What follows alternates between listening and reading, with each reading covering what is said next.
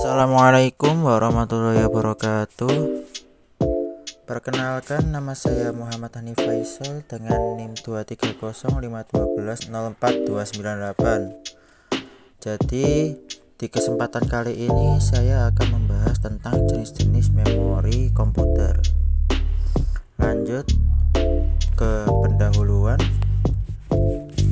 Jadi kita akan membahas tentang penjelasan singkat memori. Kita mulai. Apa itu memori? Memori adalah komponen-komponen yang digunakan untuk menyimpan data dan instruksi program sementara dan permanen. Memori juga berperan penting dalam operasi komputasi karena memori memberikan data yang diperlukan oleh CPU atau Central Processing Unit untuk melakukan tugas-tugasnya secara efisien. Jadi memori itu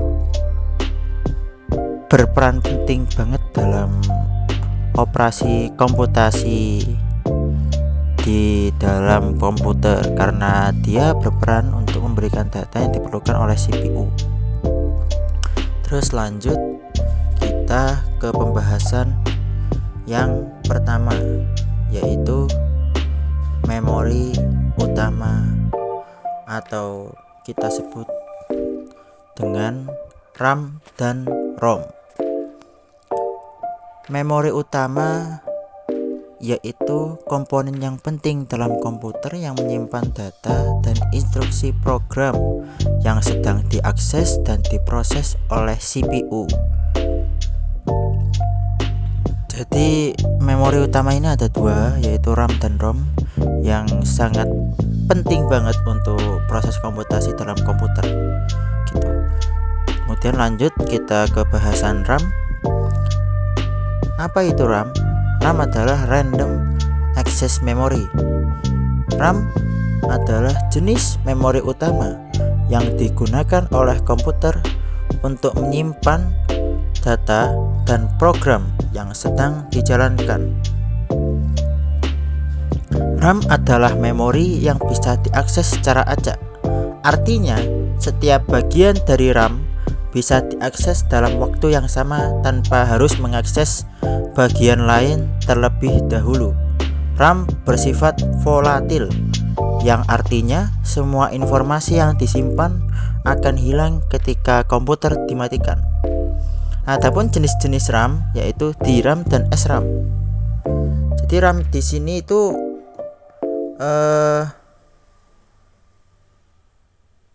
jenis memori utama yang bisa diakses secara acak, berarti nggak terpaku gitu, acak, bisa kalian mengaksesnya di waktu yang sama atau di waktu yang berbeda juga bisa. Karakteristiknya RAM yaitu volatil. Jadi RAM ini sifatnya volatil. Jadi kalau kalian menonaktifkan PC kalian, RAM ini juga akan data yang diproses oleh RAM akan hilang juga gitu. Lanjut ke fungsi RAM. Apa fungsi RAM ini?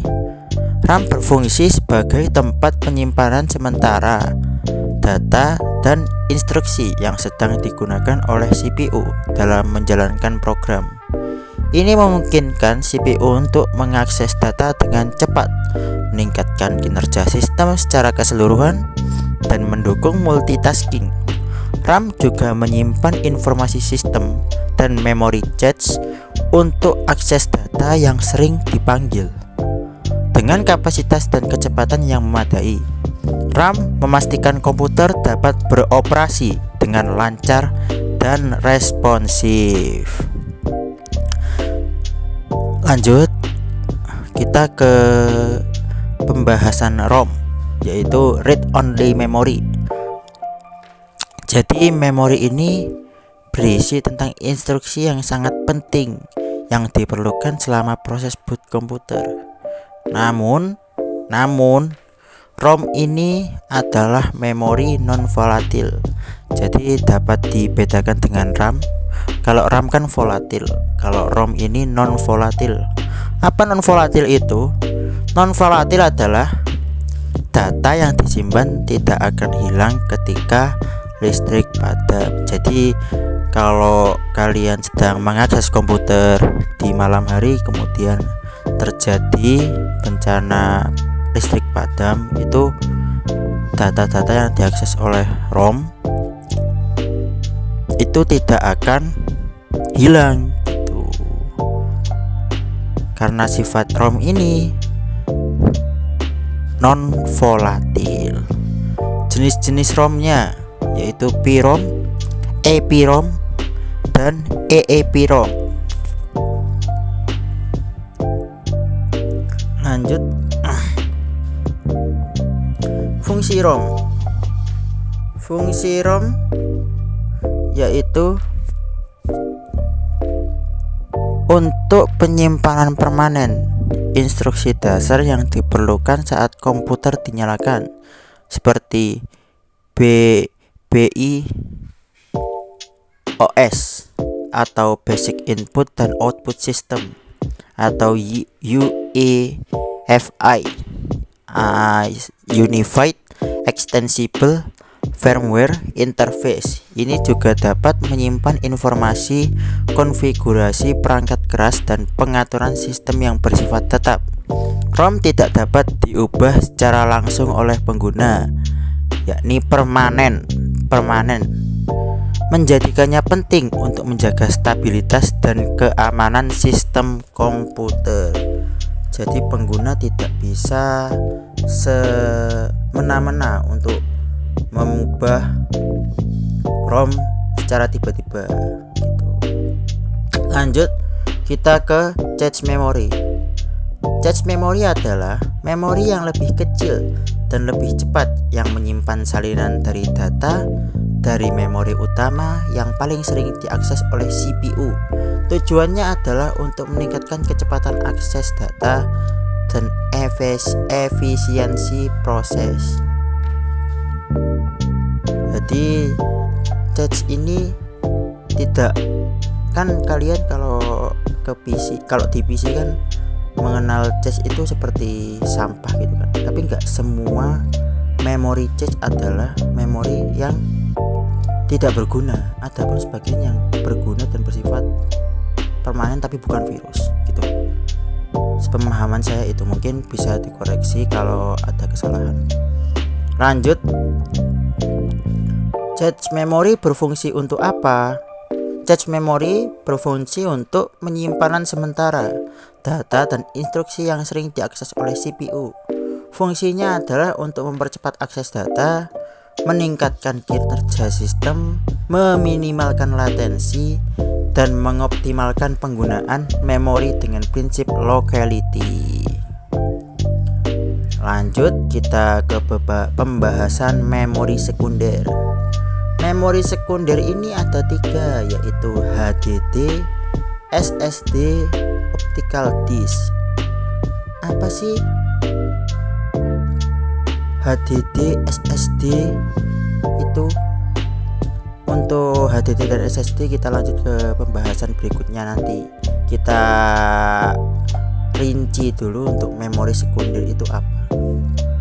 Jadi memori sekunder itu adalah tipe memori dalam komputer yang digunakan untuk menyimpan data secara permanen dalam jangka panjang. Ini termasuk hard disk drive. Nah, ini HDD, hard disk drive atau HDD. Kemudian solid state drive atau SSD. Kemudian ada media optik seperti CD atau DVD. Memori sekunder memiliki kapasitas besar dan bersifat non-volatil, artinya data tidak hilang saat daya dimatikan. Jadi HDD, SSD maupun optical disk itu sifatnya non-volatil ya. Jadi data tidak bisa tiba-tiba hilang saat daya dimatikan, kecuali jika komponen-komponen tersebut rusak atau mengalami gangguan atau adanya virus di situ gitu. Mungkin data tidak bisa dibuka atau mengalami gangguan, bisa saja. Kemudian meskipun lebih lambat daripada memori utama atau RAM, memori sekunder penting untuk penyimpanan data yang tidak sering diakses atau perlu disimpan dalam jangka panjang. Jadi komponen komputer itu memiliki tugasnya masing-masing gitu. Kemudian lanjut kita ke pembahasan pertama, yaitu HDD atau hard disk drive. Apa sih hard disk drive itu? Gimana cara kerjanya? Jadi hard disk drive adalah perangkat penyimpanan yang menggunakan piringan magnetik untuk menyimpan data. Seperti apa cara kerjanya? Cara kerjanya melibatkan piringan berputar yang dilapisi dengan lapisan magnetik, kepala pembaca tulis yang membaca dan menulis data ke piringan, serta gerakan aktuator untuk menggerakkan kepala ke posisi yang tepat di atas piringan saat akses data diperlukan. Terus tempatnya di mana? Tempat HDD kalau di PC ya di CPU, kalau di laptop ya di bagian bawah keyboard biasanya. Itu kan ada mesin-mesin ya, HDD biasanya taruh situ. Kemudian SSD atau solid state drive. Apa sih solid state drive itu? Cara kerjanya gimana? Jadi solid state drive adalah perangkat penyimpanan yang menggunakan memori flash untuk menyimpan data. Cara kerjanya gimana? Cara kerja SSD yaitu melibatkan penyimpanan data dalam bentuk elektronik pada chip memori yang diatur oleh controller SSD. Keunggulan SSD meliputi kecepatan akses yang tinggi, keawetan, dan ketahanan terhadap guncangan.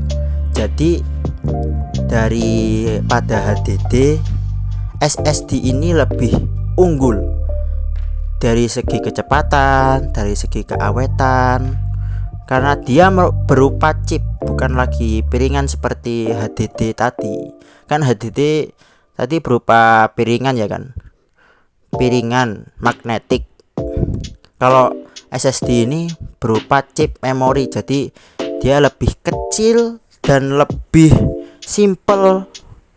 Terus dia juga tahan terhadap guncangan gitu. Kebanyakan lebih unggul sih SSD. Untuk zaman sekarang kebanyakan PC dan komputer itu semuanya pakai SSD karena dia lebih cepat dan unggul daripada HDD. Meskipun kalau terjadi keeroran, SSD susah untuk diperbaikinya. Cuman ya orang-orang lebih prioritas ke kecepatan dulu sih gitu. Lanjut ke optical disk. Optical disk. Apa sih optical disk itu? Gimana cara kerjanya? Jadi optical disk adalah media penyimpanan digital yang menggunakan teknologi optik untuk menulis dan membaca data.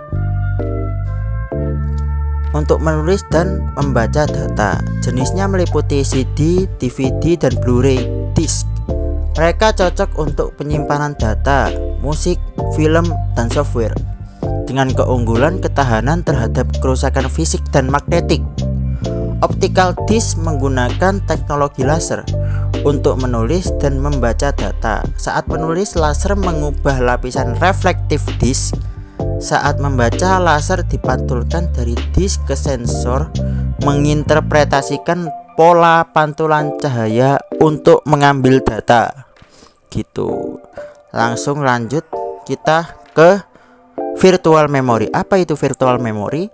Virtual memory adalah teknik yang memungkinkan sistem komputer menggunakan ruang penyimpanan dari penyimpanan sekunder seperti hard disk sebagai ekstensi dari memori utama atau RAM. Cara kerjanya melibatkan pemetaan memori virtual menjadi halaman-halaman yang disimpan di file swap yang digunakan saat RAM penuh untuk mempertahankan kinerja sistem gitu. Untuk pembahasan jenis-jenis memori pada komputer hari ini, terima kasih dan semoga bermanfaat. Untuk selebihnya saya minta maaf atas kekurangan penjelasan yang sudah saya terangkan tadi. Wassalamualaikum warahmatullahi wabarakatuh.